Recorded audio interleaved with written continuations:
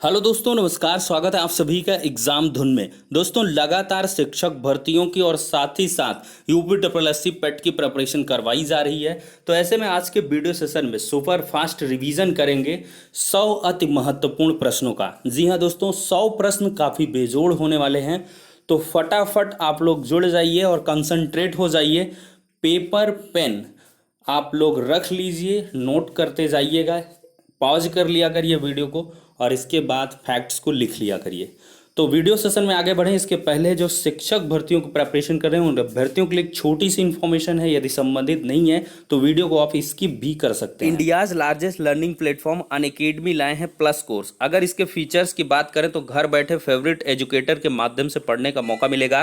Complete exam preparation होगी, regular doubt clearing session होगा, exhaustive coverage होगा पूरे सिलेबस का, फ्री टेस्ट सीरीज प्रोवाइड होगी, वीकली फ्री मॉक टेस्ट मिलने वाला। अनअकैडमी लाया है बिग डिस्काउंट, 80% ड्रॉप आउट है यूपी टेट, सी टेट और स्टेट टेट के प्लस सब्सक्रिप्शन प्लान्स में।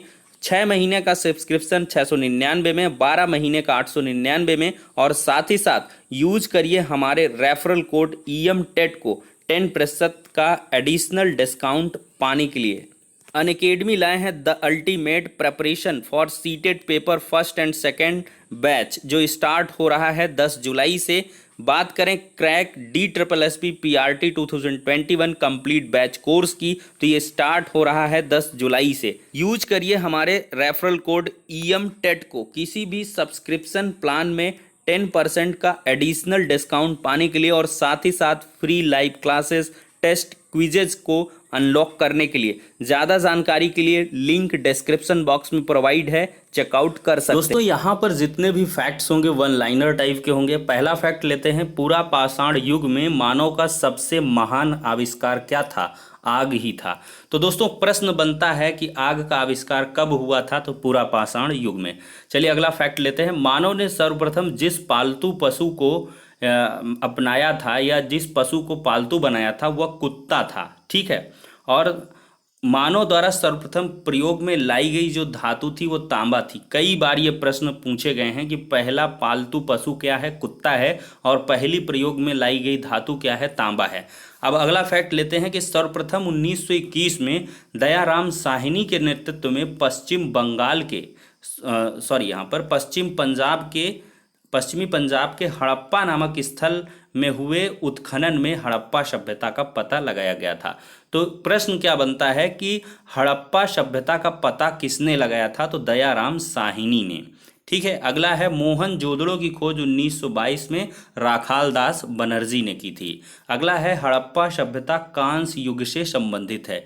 कौन से युग से? कांस्य युग से। फिर अगला है कि मोहनजोदड़ो में पशुपति की मूर्ति मिली थी। ठीक है, जिस पर शिव की आकृति जैसा चित्र मिलता है। अगला फैक्ट है, सिंधु सभ्यता नगरीय थी जबकि आर्यों की सभ्यता ग्रामीण थी। फैक्ट है, पूछा जाता है। अगला है कि मोहनजोदड़ो शब्द का अर्थ पूछ लेता है। इसका अर्थ होता है मृतकों का टीला। फिर है, मोहनजोदड़ो सिंध प्रांत यानी कि पाकिस्तान के लरकाना जिले में स्थित है। अगला है, सिंधु घाटी सभ्यता की मुख्य विशेषता जो थी शहर योजना प्रणाली थी। फिर है, हड़प्पा सभ्यता में भवनों का निर्माण किससे हुआ है? बर्न्ट ब्रिक्स से यानी कि पक्की ईंटों से हुआ है। फिर है, वेद शब्द का अर्थ क्या होता है? तो वेद शब्द का अर्थ होता है दोस्तों ज्ञान या जानना। और ऋग्वेद को शिव का सबसे प्राचीन ग्रंथ माना जाता है। और ऋग्वेद के दूसरे और 7वें मंडल की रचनाएं सबसे प्राचीन हैं। पहला और 10वां मंडल नवीनतम है। और 10वें मंडल के पुरुष सूक्त में सर्वप्रथम 4 वर्णों का उल्लेख है, जिसमें ब्राह्मण, क्षत्रिय, वैश्य, शूद्र का यहाँ पे जिक्र हुआ है। ये ऋग्वेद के 10वें मंडल में है, कई बार प्रश्न बना है।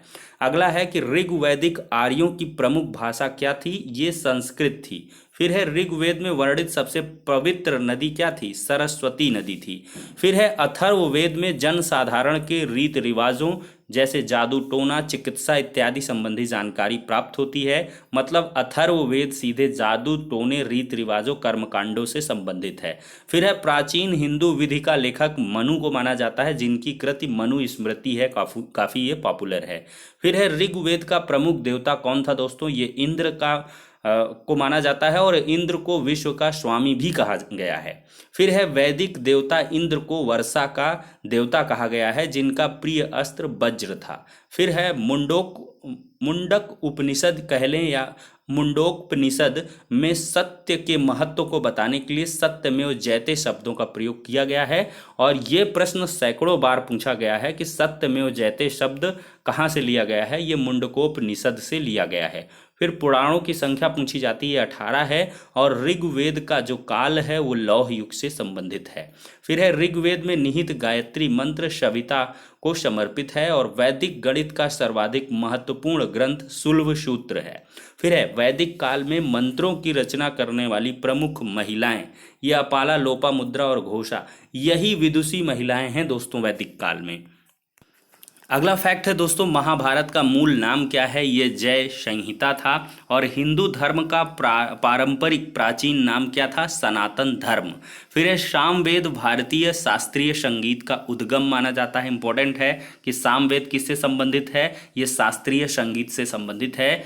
फिर है गौतम बुद्ध का जन्म कपिल वस्तु के लुम्बिनी नामक वन में शाक्य क्षत्रिय कुल में 563 ईसा पूर्व में हुआ था। और गौतम बुद्ध को ज्ञान की प्राप्ति होने के बाद इनको बुद्ध कहा गया। और गौतम बुद्ध की जो मृत्यु हुई है 483 ईसा पूर्व में मल्ल गणराज्य कुशीनगर उत्तर प्रदेश में हुई थी। और बौद्ध धर्म में इसे महापरिनिर्वाण कहा गया है। फिर है ग्रह त्यागने के बाद बोध गया में बुद्ध को ज्ञान प्राप्त हुआ था। फिर है ज्ञान प्राप्ति के पश्चात बुद्ध ने ऋषिपत्तन यानी कि सारनाथ में ज्ञान का प्रथम उपदेश दिया, जिसे धर्म चक्र प्रवर्तन कहा जाता है।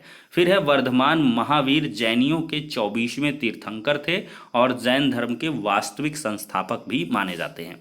अगला फैक्ट है कि बौद्ध तथा जैन धर्म का प्रमुख तत्व अहिंसा है। क्या है दोस्तों, अहिंसा। फिर है निर्वाण प्राप्ति के लिए बुद्ध ने अष्टांगिक मार्ग का रास्ता अपनाया था। फिर है बुद्ध ने अपना उपदेश सामान्यतः पाली भाषा में दिया है। क्वेश्चन पूछा जाता है द लाइट ऑफ एशिया, यानी कि इसको बुद्ध को कहते हैं विवेक और दया का सागर। फिर है पटना का पुराना नाम पाटलिपुत्र था। क्वेश्चन बनता है पाणिनि द्वारा रचित अष्टाध्यायी संस्कृत व्याकरण पर लिखी गई एक प्रसिद्ध पुस्तक है। और मौर्य साम्राज्य भारत की भूमि पर स्थापित किए गए साम्राज्यों में सबसे पहला और सबसे बड़ा साम्राज्य था। फिर है मेगास्थनीज चंद्रगुप्त मौर्य के दरबार में यूनानी शासक सेल्यूकस का राजदूत था। इंपॉर्टेंट फैक्ट है, मेगास्थनीज की रचित पुस्तक इंडिका है और भारतीय राष्ट्रीय पंचांग शक संवत पर आधारित है। फिर है अगला फैक्ट कि चाणक्य को इतिहास विष्णुगुप्त और कौटिल्य के नाम से भी जानता है और इन्होंने अर्थशास्त्र नामक प्रसिद्ध ग्रंथ की रचना की थी। अशोक मौर्य राजवंश से संबंधित हैं और ईसा पूर्व 261 में कलिंग विजय के उपरांत अशोक ने बौद्ध धर्म को अपनाया था। सांची का स्तूप किसने बनवाया था, इसको अशोक ने बनवाया था और चाणक्य चंद्रगुप्त मौर्य का प्रधानमंत्री था।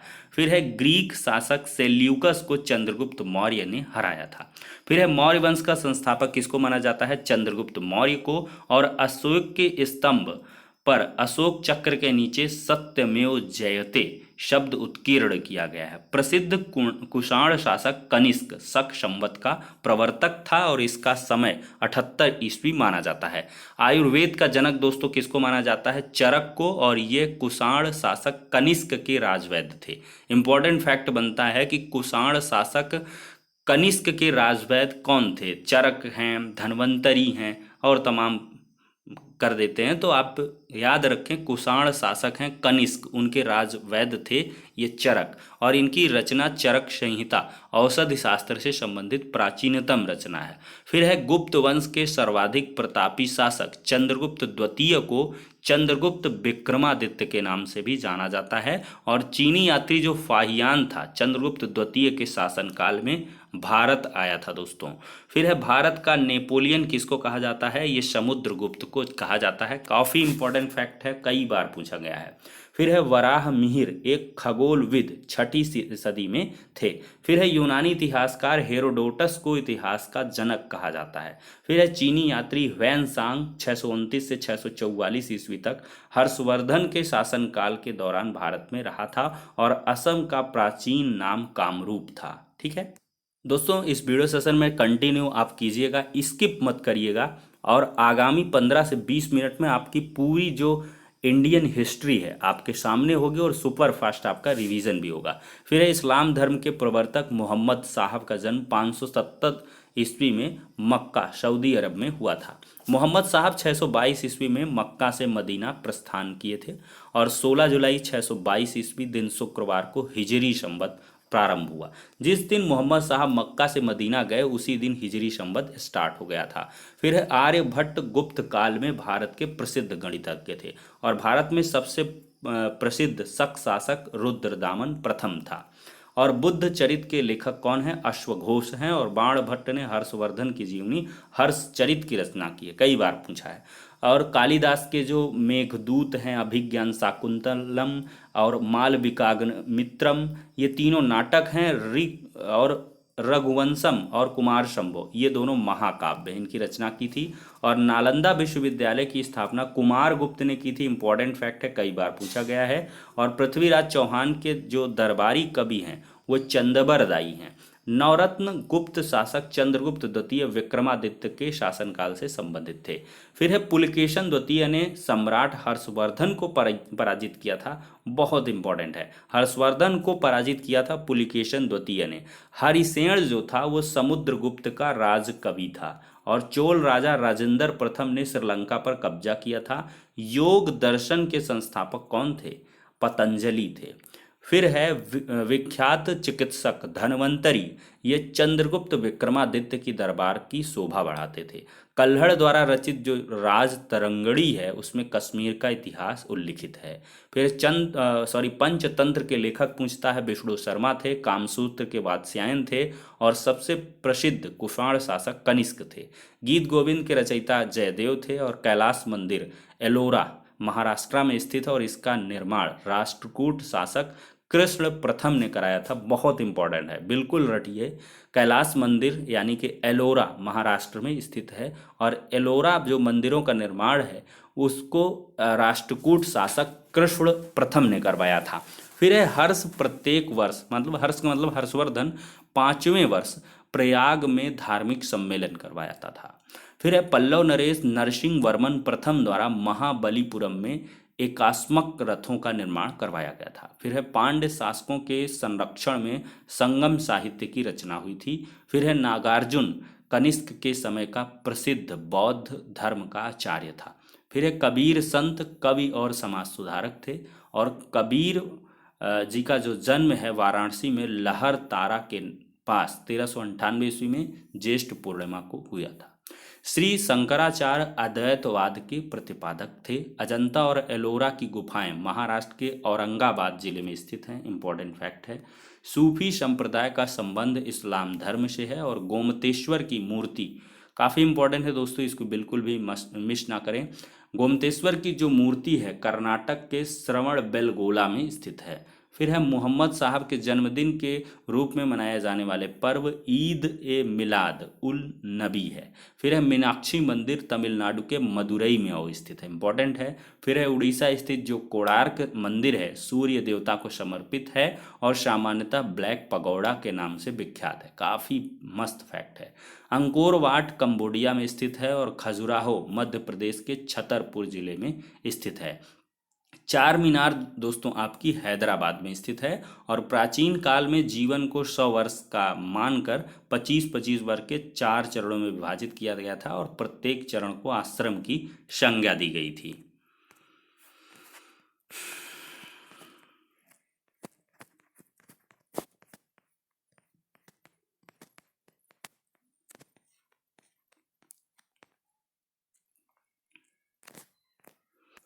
देखा जाए दोस्तों तो श्रृंगेरी, बद्रीनाथ, द्वारका और पुरी स्थित चारों मठों का निर्माण आदि शंकराचार्य ने किया था।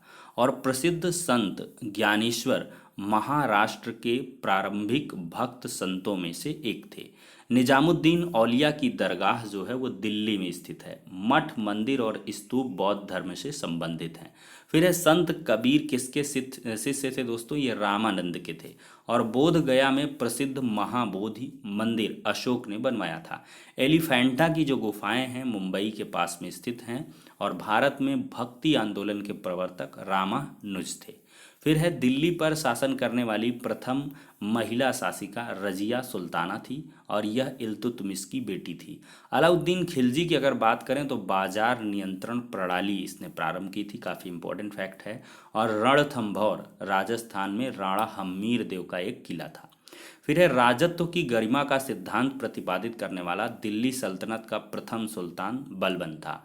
और देखा जाए तो सैनिकों को नगद वेतन देने की प्रथा की शुरुआत करने वाला पहला सुल्तान अलाउद्दीन खिलजी था। सैनिकों को नगद वेतन, ठीक है। और मोहम्मद बिन तुगलक ने अपनी राजधानी 1327 ईस्वी में दिल्ली से देवगिरी यानी कि दौलताबाद स्थानांतरित की थी। पारसी पर्व नवरोज को किसने स्टार्ट किया था? इसको भारत में बलबन ने प्रारंभ किया था। और ये फैक्ट काफ़ी मस्त है, कई बार पूछा गया है। तराइन की पहली लड़ाई 1191 ईस्वी में थानेश्वर के समीप तराइन के मैदान में पृथ्वीराज चौहान यानी कि पृथ्वीराज तृतीय और मोहम्मद गोरी के बीच में हुआ था। इस युद्ध में गोरी पराजित हुआ था। दूसरा 1192 में हुआ और इसमें गोरी जीत गया, पृथ्वीराज चौहान हार गए। मुबारिक शाह खिलजी ने खिलाफत के सिद्धांत को ठुकराकर स्वयं खलीफा की उपाधि धारण की थी। फिर है चंगेज खान मंगोलिया का निवासी था और अमीर खुसरो अलाउद्दीन का दरबारी कवि था। 712 ईस्वी में यह फैक्ट कई बार पूछा है, मोहम्मद बिन कासिम के नेतृत्व में सिंधु पर पहला मुस्लिम आक्रमण हुआ था। कृष्णदेव राय विजयनगर का महानतम राजा था तथा समस्त भारतीय इतिहास के महानतम शासकों में से एक था। प्रसिद्ध संत अगर शेख सलीम चिश्ती फतेहपुर सीकरी में रहते थे, यह अकबर महान के समकालीन थे। अगर देखा जाए तो हम्पी मध्यकालीन हिंदू राज्य विजयनगर साम्राज्य की राजधानी थी और यह वर्तमान में कर्नाटक राज्य में तुंगभद्रा नदी के तट पर स्थित है। फिर है दिल्ली के सुल्तानों ने फारसी भाषा का संरक्षण प्रदान किया और सिंध को जीतने वाला प्रथम मुस्लिम आक्रमणकारी मोहम्मद बिन कासिम था जो 712 में आया था। फिर है दिल्ली सल्तनत का संस्थापक कुतुबुद्दीन ऐबक था और दिल्ली सल्तनत का वास्तविक संस्थापक इल्तुतमिश था और दिल्ली सल्तनत की गद्दी प्राप्त करने वाली पहली महिला शासिका रजिया थी। और खिलजी वंश का संस्थापक जलालुद्दीन फिरोज शाह खिलजी था। तुगलक वंश का गयासुद्दीन तुगलक, सैयद वंश का खिज्र खां, काफ़ी इंपॉर्टेंट फैक्ट। लोदी वंश का संस्थापक बहलोल लोदी। जौनपुर की स्थापना फिरोज शाह तुगलक ने की थी, काफ़ी इंपॉर्टेंट, कई बार पूछा है। आगरा की स्थापना सिकंदर लोदी ने और जौनपुर की फिरोज शाह तुगलक ने। गुलाम वंश का संस्थापक कुतुबुद्दीन ऐबक को जाना जाता है और भारत में प्रथम बार प्रतीक मुद्रा का जो प्रचलन है मोहम्मद बिन तुगलक ने किया था। उसने चांदी के स्थान पर कांसे और तांबे की सांकेतिक मुद्राएं चलाई थी। किताबुल हिंद का लेखक अगर हम ढूंढें तो अलबरूनी है।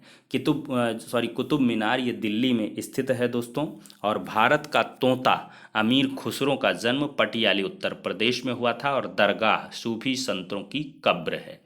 और अगला फैक्ट है कि चार मीनार कुली कुतुब शाह ने बनवाई थी। पद्मावत के रचयिता मलक मोहम्मद जायसी थे और तुगलक नामा ये अमीर खुसरो ने लिखा था।